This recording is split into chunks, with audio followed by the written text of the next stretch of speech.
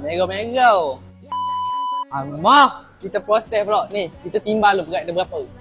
Kalau dapat tahu berat boleh potong berapa kan. Ni macam ni 950 potong 4 lah biasanya. Bismillah. Bisa kena tajam. Tak semilih apa-apa pun. Potong 4 macam biasa. 4 bahagi lah. Macam tu.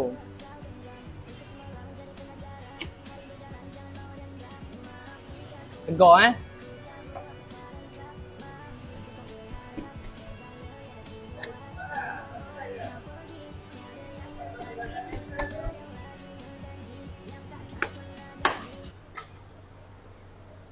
Lawa. Mega-mega. Ni saiz dia lah. M, S, L sampai lah hujung. Tu packing lah sekali bacon. Siapa nak dapatkan, you tengok kita ni tekan back kuning boleh, masuk live pun boleh.